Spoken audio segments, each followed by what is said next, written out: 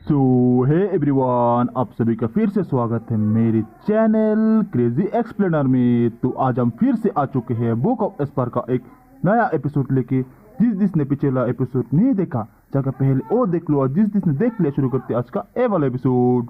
अब इस एपिसोड की स्टार्टिंग में हमें जूफेन को दिखाया जाता है जो कि कोंगली के सीने में अपने हाथ डालते हुए एक इवल सी हंसी और उससे कहता है कि मुझे तुम्हारी रीढ़ की हड्डियां फील हो रही हैं। इतना कहते ही फिर जूफेन झटके से उसकी रीढ़ की हड्डियां निकालते हुए कोंगली को वहीं पे खत्म कर डालता है। और फिर हमें जूफेन के हाथ को दिखाया जाता है जिसके के हाथ में कोंगली का खून बह रहा होता है। और फिर जूफेन एकदम डेविलिश लुक में कोंगशन को घूरने लगता है, जिसे देख कर तो भाई कोंगशन की पूरी तरीके से फट गई होती है। उसके पूरे शरीर से टोटली पसीने छूटने लगते हैं। और वो जूफेन के इस लुक को देखने के बाद कांपते हुए कहता है कि मॉन्स्टर, ये एक मॉन्स्टर है। इतना कहते ही फिर वो अपनी जान बचा करके अपनी पूरी ताकत से जूफेन से दूर भागने लगता है। लेकिन इधर जूफेन की स्पीड का तो कोई मैच ही नहीं हो सकता। अपनी आइज ऑफ द वर्ल्ड की पावर का यूज करते हुए ठीक उसके सामने अपीयर हो जाता है। इसको अपने सामने देख करके तो कोंगशन को साक्षात यमराज के दर्शन हो जाते हैं। लेकिन फिर भी वो जूफेन से अपनी जान बचाने के लिए उसके सामने अपने mountain and forest shadow the crushing mountain का यूज करते हुए बड़ी सी चट्टान की दीवार खड़ी कर देता है। लेकिन इधर जूफेन भी एकदम फायर अप तरीके से अपने पंच को तैयार करता है, सीधा कोंगशन की उस दीवार में दे मारता है, जिससे हिट होते ही तो वो दीवार एकदम पूरी तरीके से चकनाचूर हो जाती है। सिर्फ इतना ही नहीं, जूफेन की पंच की पावर इतनी ज्यादा होती है कि उसकी फोर्स से कोंगशन भी वहाँ पे एकदम इवन की जूफेन के पंच की पावर का इम्पैक्ट इतना ज्यादा होता है उसके सामने आने वाला पूरा एरिया ही बुरी तरीके से डिस्ट्रॉय हो जाता है। बाहर से सभी लोग जूफेन के इतने खतरनाक पावर्स को ही देख रहे होते हैं कि कैसे जूफेन ने सिर्फ एक ही पंच के साथ में इतनी सारी डिस्ट्रक्शन कर डाली। क्योंकि इधर जीटियन का भी मुंह खुला का खुला रह जाता है। वो हैरान होते हुए कहता है कि हर बार जब कभी भी मैं इसे देखता हूँ तो हर बार मुझे ऐसा एहसास होता है कि ये एक नया आदमी हो, एक नए एबोमिनेशन, एक नई तबाही की तरह। मैंने तब से लेके अब तक इतनी सारी सालों तक अपने आप को कल्टीवेट करने के लिए इतनी सारी मेहनत, इतने सारे एफर्ट्स किए, फिर भी ये शर्म की बात है कि ये सब कुछ बिल्कुल बेकार रहा। क्योंकि अब भी अगर मैं इससे लड़ने के लिए जाऊं तो फिर भी मैं इसके सामने ज्यादा देर नहीं टिक पाऊंगा। जीटियन के आगे खड़े जेंटल स्वॉर्ड के जो सारे ही होश उड़ गए होते हैं, तो वो भी काफी ज्यादा हैरान होते हुए जीटियन से कहता है कि जीटियन, तुम्हारे दोस्त ने आखिर ऐसा क्या खाया था जो कि उसकी इस तरीके की हालत हो गई? क्या वो कहीं से तुम्हें एक इंसान भी दिख रहा है? इस पे हान युनफेंग भी उससे कहता है कि मैंने तुमसे पहले ही कहा था कि वो बहुत ही ज्यादा डरावना और टेरिफाइंग है। और अभी तो मैं तुमसे इस बात की शर्त भी लगा सकता हूँ कि लास्ट में जो उसने कोंगशन के पंच मारा था उसमें उसने अपने पूरे एफर्ट्स भी नहीं डाले थे। इवन कि मैं तो इस बात की इमेजिनेशन भी नहीं कर पा रहा हूँ आखिर उसकी स्ट्रेंथ, उसकी पावर का एंड कहाँ पे है। वैसे आखिर उस जैसे एक सन की डीमन को आखिर डबल ड्रैगन गैदरिंग में कैसे शामिल किया जा सकता है? इधर हमें वुकिंग की ओर भी दिखाया जाता है। तो जूफेन के इस पावर को देखने के बाद तो काफी ज्यादा एक्साइटेड हो गया होता है और कहता है कि जैसा कि उसकी रेपुटेशन के हिसाब से कहा जा रहा था, वैसे ही इस लड़के जूफेन ने आज दिखाई दिया कि वो सच में काफी ज्यादा आउटस्टैंडिंग है। इस पे यानमो वुकिंग उसे कहता है कि तुमने तो अभी तक कुछ भी नहीं देखा है, क्योंकि अगर तुम्हें असली चीज देखनी है तो तुम्हें तब तक का इंतजार करना पड़ेगा जब तक कि वो एक असली जंगली न बन जाए। हम लोग तो यहाँ तक कि अभी तक उसकी सोल को भी नहीं देख पाए हैं। अब जूफेन की सोल वाली बात सुनकर के तो वुकिंग भी काफी ज्यादा हैरान हो जाता है और कहता है कि क्या कहा सोल? मगर वो तो अभी खाली रेडियन स्टेज पर ही है और फिर भी उसने अपनी सोल को फॉर्म कर लिया। मुझसे कहता है कि वो प्लीज, अगर उसके पास सोल फॉर्म ही नहीं होती तो आखिर वो इस तरीके से कैसे एक इथेरियल स्टेज के एक्सपर्ट से फाइट लड़ सकता था। और तुम्हें एक नई जानकारी के लिए बता दूं कि ना सिर्फ उसके पास में अपनी खुद की सोल फॉर्म है, कि उसके पास में एक बहुत ही ज्यादा इनक्रेडिबल चीज और है। सुनकर तो वुकिंग भी यानमो से कहता है कि आखिर तुम्हें इस सब के बारे में कैसे पता है? क्या तुमने उसे देखा है? तो यानमो कहता है कि मेरा मतलब इससे ये है कि मैंने उसे देखा है और नहीं भी देखा है, और उस समय उसने उसे केवल आधा ही रिलीज किया था, लेकिन फिर भी वो चीज मेरी जान ले लेने के लिए काफी थी। और अगर उसकी बाहों में जो लड़की थी उसने उसे नहीं रोका होता तो अब तक तो मैं तुमसे यहाँ मिलकर के बात भी नहीं कर पा रहा होता। तो यानमो की इस बात को सुनकर तो वुकिंग भी काफी ज्यादा शौक हो जाता है। कहता है कि तुमने उससे फाइट लड़ी और तुम उससे हार गए। और फिर वो येलिन से कहता है कि जूनियर ब्रदर, तुम्हारा ओपोनेंट तो सच में बहुत ही ज्यादा शक्तिशाली है। इस पे येलिन भी हंसते हुए कहता है कि हाँ बिल्कुल, मैंने तुम लोगों से पहले ही कहा था कि मुझे छोड़ करके कोई भी उसका ओपोनेंट बनने के लिए वर्दी नहीं है, क्योंकि हम दोनों ही एक दूसरे के लिए एक डेस्टिन्ड राइवल हैं। तभी हमें वापस से सुमेरु वर्ल्ड में जूफेन का सीन दिखाया जाता है, क्योंकि कोंगशन को खत्म करने के बाद में वहाँ पे आराम से खड़ा होता है और फिर उसे अचानक से कुछ फील होता है, इसलिए वो पीछे मुड़ के देखता है। उसे पता चलता है कि कोंगशन और कोंगलिंग की सोल्स वहाँ से अपनी जान बचा कर छुपते हुए जूफेन से दूर भागने लगती हैं। लेकिन तभी जहाँ पे वो दोनों लोग छुपे हुए होते हैं वहीं पे जूफेन लोगों के सामने आकर के उन्हें देख लेता है और स्माइल करते हुए उन्हें कर देता है धप्पा। उन दोनों की सोल्स की तो और भी बुरी तरीके से फटने लगती है। वो डर के मारे एक जोरदार चीख लगाते हैं। अगले सीन में हमें दिखाया था कि जूफेन ने उन दोनों को उनके बालों से पकड़ रखा होता है। उसे कहता है कि भागो भागो, अब बताओ कि कैसे भागोगे। तभी क्वी लेंग, ये लेंग, क्वी चेंगलो और बाकी के सभी लोग भी कोंगलिंग कोंगशन की सोल बॉडी को देख कहते हैं कि तुम दोनों ने इस बार गलत आदमी से पंगा ले लिया। तुम लोगों ने स्टीवर्ट जू को चैलेंज करने की हिम्मत की, इसलिए अब तुम दोनों को वो मिल गया जो तुम्हारे साथ में इसके लिए होना चाहिए था। तब इस पे वो लोग चिढ़ते हुए जूफेन से कहते हैं कि तुमने हम दोनों की बॉडीज को डिस्ट्रॉय कर दिया, लेकिन फिर भी अब तुम यहाँ पे हमें मारना चाहते हो। क्या तुम्हें याद नहीं है कि हम लोग हेवन थ्रिलिंग सेक्ट से आते हैं, और ये याद रखो हम लोग टियान्यू के 3 गार्डन सेक्टों के हेड हैं। तब इस पे जूफेन उन दोनों के सिर को एक दूसरे से टकराते हुए कहता है, हेड वेड गया तेल लेने, और ये लोग। तो कहते हुए जूफेन उन दोनों को बालों से पकड़ करके उन दोनों को गोल गोल रानी कितना पानी की तरह चक्री बना करके उन्हें घुमाने लगता है। तो वो कहता है कि जब हम लोग तुम्हें लात मार करके नीचे गिरा देंगे तो तब उसके बाद हम लोग हो गए टियान्यू के असली है। उनकी इस तरीके की हालत को देखने के बाद तो बाकी के सभी लोग भी जोरों से हंस रहे होते हैं। क्विलैंग के पीछे से रैनकॉन्ग और उसके सभी साथी भी आ रहे होते हैं। रैनकॉन्ग वहाँ पे जूफेन की टीम को बिल्कुल ठीक देख अपने साथियों से पूछता है कि आखिर कॉन्गशन और कॉन्गलिंग कहाँ हैं? क्या कहीं ऐसा तो नहीं कि उन लोगों को कहीं और भेज दिया गया हो? जिसके बाद वो चिल्लाते हुए जूफेन की टीम से कहता है, ओए तुम लोअर सेक्ट वाले कमीनों, मुझे बताओ कि आखिर कॉन्गशन और कॉन्गलिंग कहाँ पे है? इधर उसकी आवाज सुन इधर जूफेन उससे कहता है, लगता है कि तुम लोग यहाँ पर काफी ज्यादा सरप्राइज्ड हो गए। हम लोग यहाँ पर बिल्कुल पूरी तरीके से ठीक और जिंदा है। तो तुम ये सोच रहे हो कि जब वो लोग यहाँ पर अंदर आए थे तभी उसी मोमेंट पर उन्हें मेरे ऊपर हमला कर देना चाहिए था। इधर जूफेन की ये बात सुनकर तो रैनकॉन्ग भी काफी शौक हो जाता है और अपने मन में कहता है कि आखिर इसे सब के बारे में कैसे पता। जूफेन उन दोनों की सोल बॉडी को रैनकॉन्ग को दिखाते हुए कहता है ऐसा इसलिए क्योंकि वो दोनों लोग ऐसा पहले ही कर चुके हैं। कॉन्गलिंग कॉन्गशन तो रोते हुए अपने यंग मास्टर अपनी मदद की पुकार कर रहे होते हैं, जबकि जूफेन उससे कहता है कि मगर ये शर्म की बात है कि वो लोग हार गए। कहते फिर जूफेन अपनी दोनों मुट्ठियों को बंद करते हुए उन दोनों के सोल को वहीं पे डिस्ट्रॉय कर डालता है और भाई दिखने में क्या ही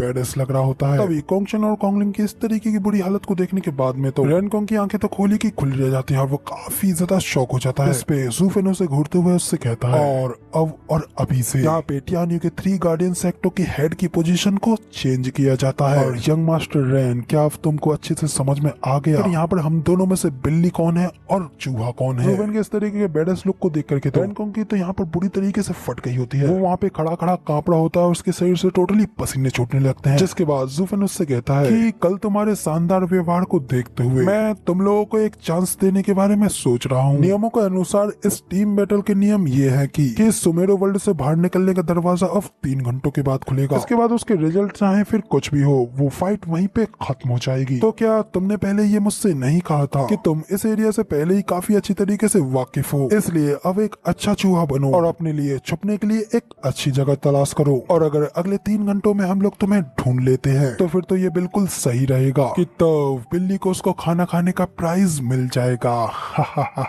ठीक है फिर अब मैं काउंटडाउन शुरू करता हूँ। तो कहते हैं फिर जूफेन काउंटडाउन 10 से शुरू करने लगता है। 10, 9, 8। जबकि इधर रैनकॉन्ग तो गुस्से में अपने दांत पीसते हुए कहता है कि मैं एक यंग मास्टर हूँ, मुझे इस तरीके से ह्यूमिलेट, इस तरीके से अपमानित नहीं किया जा सकता। इधर जूफेन तो अपने काउंटडाउन को आगे बढ़ाते हुए 4, 3, 2 कहता है तो रैनकॉन्ग की तो इस पे और भी बुरी तरीके से फटने लगती है और फिर रैनकॉन्ग और उसके सभी साथी वहाँ से अपनी जान बचा करके तेजी से भागने लगते हैं। फिर नरेटर एंड में बताता है अब शुरू होता है चूहे बिल्ली का ये नया खेल।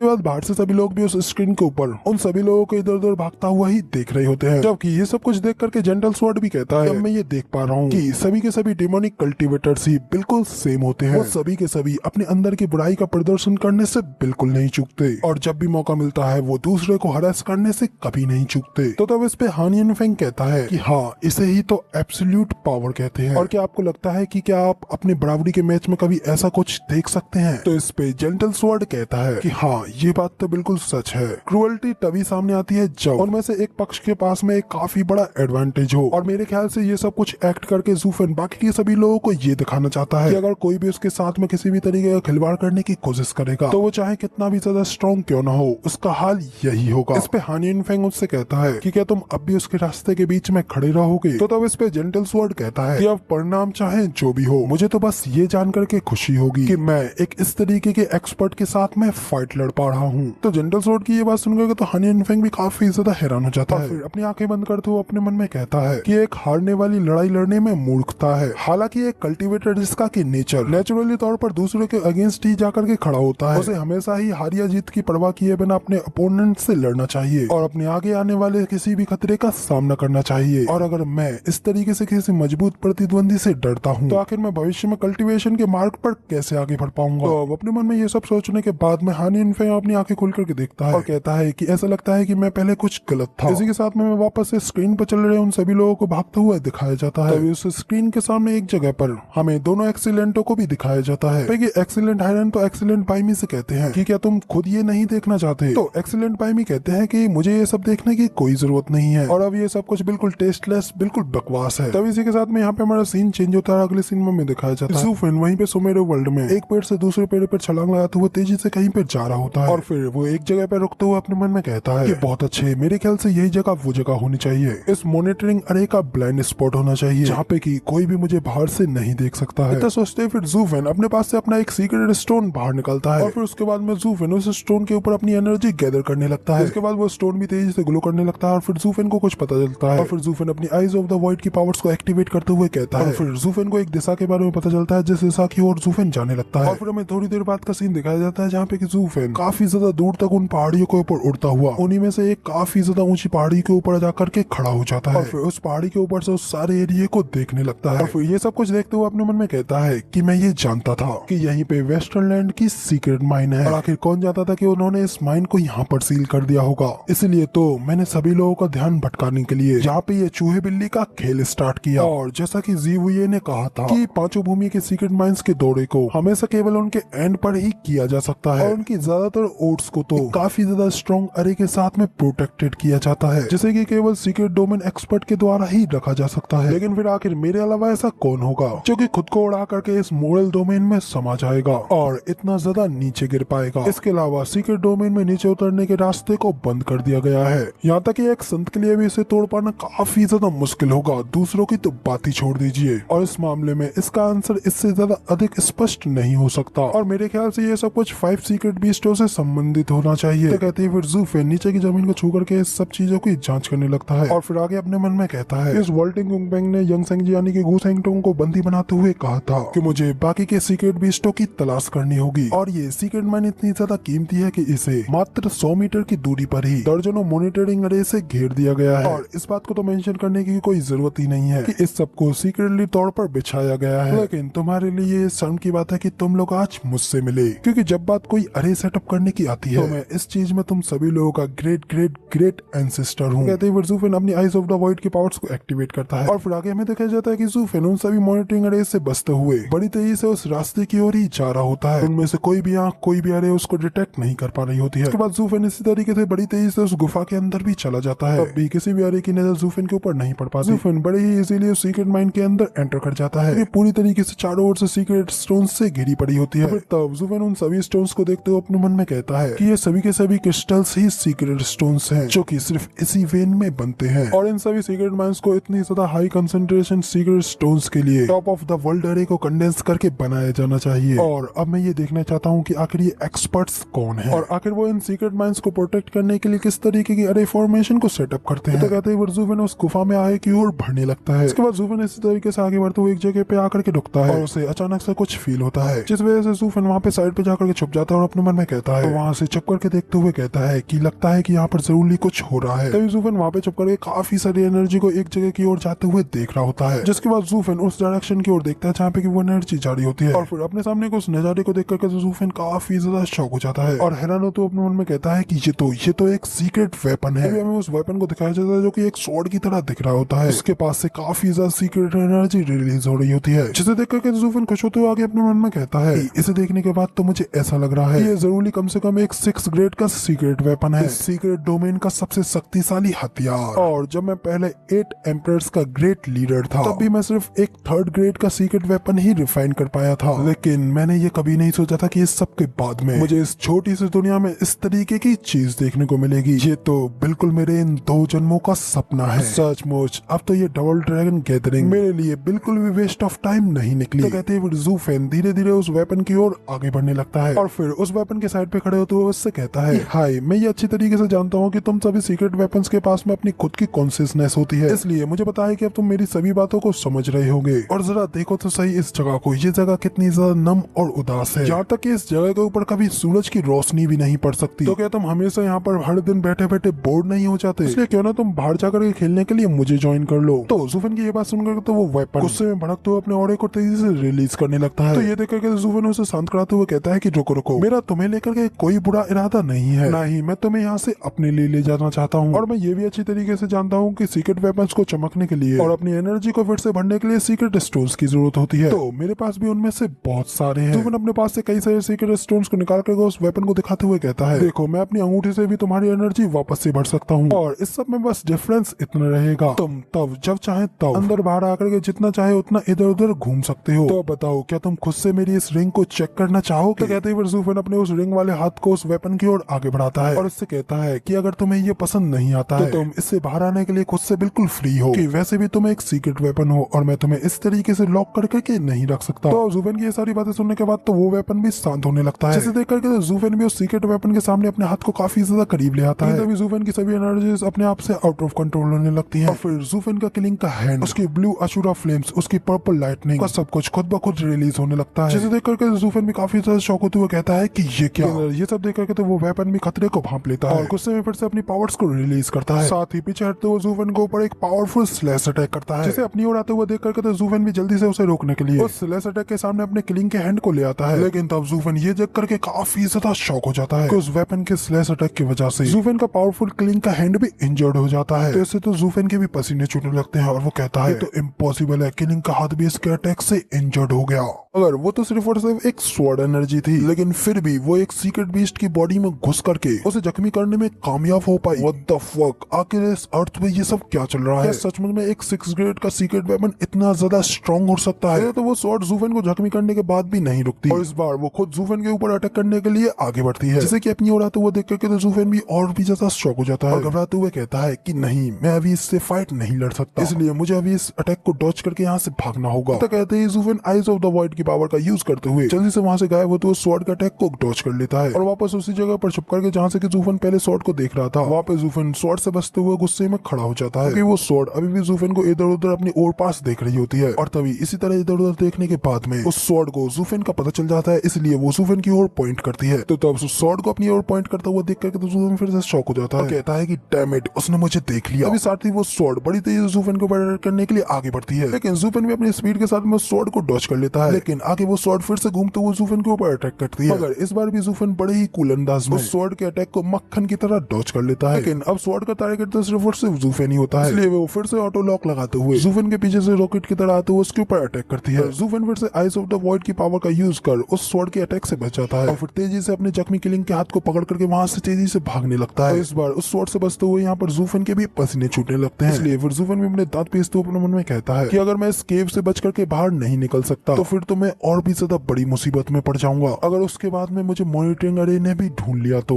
मगर अगर इसी तरीके से ही चलता रहा तो मैं और ज्यादा इस सब को होल्ड नहीं कर पाऊंगा। डैम इट, अब क्योंकि मेरे पास में कोई और रास्ता नहीं है। तो अब ये सब सोचते हुए फिर जुफिन जल्दी से ब्रेक लगाता है और कहता है कि अब मैं यहाँ पर एक और टनल बनाऊंगा। तो कहते ही फिर जुफिन अपनी आइज ऑफ द वॉइड की सेकंड स्टेज वॉइड एनिलेशन का यूज करता है। गुफा में बाहर निकलने का टनल बनाने के लिए जुफिन सीधा अपने वॉइड एनिलेशन से गुफा की दीवार पर ही अटैक कर देता है, जिसके पावर इम्पैक्ट की वजह से तो गुफा भी वहाँ पर जोरों से हिलने लगती है। आसपास के क्षेत्र में भी छोटा मोटा भूकंप सा आ जाता है, लेकिन इधर अंदर से तो उस गुफा के ऊपर एक स्क्रैच भी नहीं आया होता है, जो देख करके तो जुफिन और भी ज्यादा हैरान परेशान हो जाता है और कहता है कि क्या इसका मतलब ये है कि क्योंकि ये एक सीक्रेट माइन है इसलिए इन सीक्रेट स्टोन्स की परतों को तोड़ करके यहाँ से बाहर निकलने के लिए अभी भी मेरी शक्ति पर्याप्त नहीं है, लेकिन अपनी वॉइड इनहेलेशन का यूज करते हुए इस दीवार के ऊपर लगातार अटैक करते हुए एक टनल बनाने के लिए मेरे पास काम करने का समय नहीं है। तो फिर अब मेरे पास सिर्फ और सिर्फ एक ही ऑप्शन रह गया है, अपनी वॉइड इनहेलेशन पावर का यूज करते हुए इस लंबी सॉर्ड को ही ये करने के लिए एक रास्ता देना पड़ेगा। और वॉइड इनहेलेशन की ताकत के बावजूद भी इसका मेरे किलिंग के हाथ से तो कोई कंपैरिजन ही नहीं है। तो अब भूल जाओ इस सबको, क्यों ना उस स्वॉर्ड से ही सीधा फाइट लड़ा जाए। तो कहते ही फिर जुफिन चिल्लाते हुए divine eyes of the void की सेकंड स्टेज का फिर से इस्तेमाल करता है, जो अटैक अब सीधा स्वॉर्ड की ओर ही जा रहा होता है, लेकिन अब जुफिन के आइज ऑफ द वॉइड के पावर के अटैक से हिट होकर के स्वॉर्ड भी उससे टकरा करके पीछे की ओर जाने लगती है और पीछे की दीवार से टकरा करके उसमें घुस जाती है। तो अब स्वॉर्ड को वॉइड इनहेलेशन के अटैक से हिट होने के बाद इस तरीके से दीवार में अटका हुआ देख करके तो जुफिन भी काफी हैरान हो जाता है। कहता है कि निश्चित रूप से ये तो बिल्कुल क्लियर है कि मेरा किलिंग का हाथ वॉइड इनहेलेशन से काफी ज्यादा स्ट्रॉन्गर है, क्या मेरा उस तलवार से बचाव नहीं कर सकता, जो कि यहाँ पर बाद वाली चीजें स्वॉर्ड को पीछे हटा सकती है। तो इधर जुफिन ये सब सोच रहा होता है कि तभी स्वॉर्ड भी इधर जल्दी से उस दीवार से निकल आती है और जुफिन के ऊपर अटैक करने के लिए फिर से बड़ी तेजी से आगे बढ़ने लगती है, जैसे कि अपनी ओर आते हुए देख करके तो अब जुफिन भी अपने मन में कहता है कि तो फिर ठीक है अब तुम आ जाओ। कहते फिर से जुफिन अपनी आइज ऑफ द वॉइड की सेकंड स्टेज वॉइड इनहेलेशन का यूज उस स्वॉर्ड के ऊपर करता है, जिसे कि अपनी उड़ाते हुए देख करके वो स्वॉर्ड भी अचानक रुक जाती है और वहीं पे कांपने लगती है और पता नहीं अचानक स्वॉर्ड को क्या हो जाता है। वो डर के मारे जाकर के अपना सिर बार बार दीवार में मारने लगती है। तो अब ये सब होता देख करके तो ज़ूफेन भी अपने मन में कहता है तो क्या ये सच है? ये सीक्रेट वेपन वॉइड इनहेलेशन से डरता है। तो मेरे ख्याल से ये सब शायद इसलिए होगा क्योंकि वो दोनों ही नेचुरली तौर पर एक दूसरे के अपोजिट है। फिर ज़ूफेन स्माइल करते हुए स्वॉर्ड को देख कहता है कि और अब क्योंकि मेरा वॉइड इनहेलेशन इस स्वॉर्ड को हैंडल कर सकता है तो क्या ना मैं इसके ऊपर अपनी divine eyes of the void की बाकी की स्किल्स का भी यूज करके देखता हूँ। तो अब ज़ूफेन कितना कहते हैं फिर ज़ूफेन की आंखें divine eyes of the void की गोल्डन आइज में कन्वर्ट हो जाती हैं और फिर ज़ूफेन अपनी divine eyes of the void की नई स्किल अपनी डोमेन एक्सपेंशन वाली पावर का यूज करता है जिसमें कि जो भी कोई उसकी डोमेन के अंदर आता है तो अब उस पूरे एरिया में ज़ूफेन का ही राज होता है। इधर ज़ूफेन के उस एरिया में आने के बाद में तो वो स्वॉर्ड और भी जोरों से कांपने लगती है। जैसे कि इस तरीके से कांपते हुए देख करके तो ज़ूफेन भी अपने मन में आके कहता है कि हाँ जैसा कि मैंने सोचा था divine eyes of the void secret weapons को रोक करके रख सकती है। तो ज़ूफेन की divine eyes of the void की पावर की वजह से स्वॉर्ड की हालत तो बुरी तरीके से खराब हो जाती है। इसके बाद ज़ूफेन फिर से उस स्वॉर्ड के ऊपर अपनी वॉइड इनहेलेशन की पावर का यूज करने के लिए अपनी आंखों को टारगेट के लिए रेडी करने लगता है जिस वजह से उस स्वॉर्ड की कॉन्सियसनेस तो पूरी तरीके से कांपने लगती है और ज़ूफेन अपनी divine eyes of the void से ये सब क्लियरली देख रहा होता है। जिसके बाद ज़ूफेन आराम से चलते हुए उसके पास आते हुए कहता है कि सीक्रेट वेपन्स के पास में अपनी खुद की कॉन्सियसनेस होती है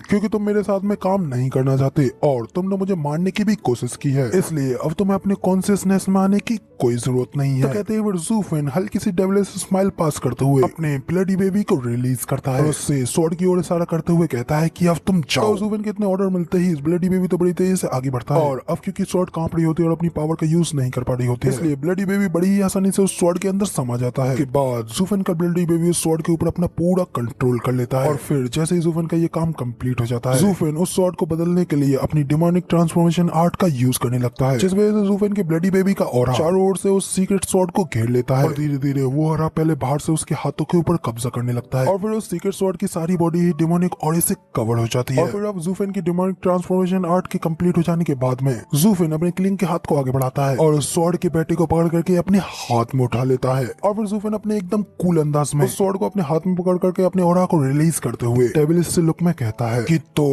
इस दुनिया ने अपने एक 6th ग्रेड के सीक्रेट वेपन को खो दिया है लेकिन अब उसी दुनिया को उसकी जगह पर एक सीक्रेट डिमोनिक स्वॉर्ड मिल चुकी है। और फिर ज़ूफेन ब्लडी बेबी से कहता है कि लिटिल गाय अब तुम इस स्वॉर्ड की स्पिरिट हो और अब इस सीक्रेट डोमेन में मेरा ब्लडी बेबी यहाँ का सबसे स्ट्रॉन्गेस्ट 6th ग्रेड का सीक्रेट डिमोनिक स्वॉर्ड बन चुका है। ये सब कुछ कितना ज्यादा ऑसम है लेकिन फिर भी अभी ये कितनी ज्यादा अनोइंग बात है। अभी के लिए मैं तुम्हें यूज करते हुए तुम्हारी क्षमता का एक अंश भी यहाँ पर नहीं देख सकता लेकिन ये इंतजार सिर्फ इस डोमेन के लिए ही है कि बाद में इसके बाहर मैं तुम्हारी क्षमताओं को जरूर देखना चाहूंगा। इतना कहते ही फिर ज़ूफेन उस डिमोनिक स्वॉर्ड को ऊपर की ओर उछलता है और भाई डिमोनिक स्वॉर्ड बनने के बाद में वो स्वॉर्ड अब स्वॉर्ड लग भी रही होती है तो अब इसके बाद में वो स्वॉर्ड फिर वापस से ब्लडी बेबी के रूप में कन्वर्ट हो जाती है क्योंकि अब ब्लडी बेबी खुद उसकी स्पिरिट है। तो अब इसके बाद में ब्लडी बेबी अपने रूप में आते हुए जल्दी से ज़ूफेन के पास में जाकर के उससे गले मिलने लगता है जो देख करके ज़ूफेन भी उसके सिर को प्यार से सहलाते हुए उससे कहता है लिटिल गाय क्या तुम मुझसे ये कहने की कोशिश कर रहे हो कि अगर मैं वो तलवार नहीं चला सकता फिर भी तुम हमेशा मेरे साथ हो। लेकिन मुझे इस बात का कोई आश्चर्य नहीं है, तुम इतनी सारी सालों से मेरे ब्लडी बेबी बन करके रहे हो इसलिए मुझे पता है कि तुम किसी स्वॉर्ड स्पिरिट से कहीं ज्यादा बेटर हो और साथ ही तुम्हारे द्वारा उस स्वॉर्ड को कंट्रोल करने की वजह से मैं पूरी तरीके से बिना चिंता के निश्चित हो सकता हूँ। तो कहते ही ज़ूफेन रिवॉर्ड के तौर पर ब्लडी बेबी को एक सीक्रेट स्टोन खिला देता है। ब्लडी बेबी भी एक ही बार में बड़ी मजे से खा जाता है। तो ये देख करके तो फिर ज़ूफेन भी यहाँ पर जोर जोर से खुश होकर के हंसने लगता है।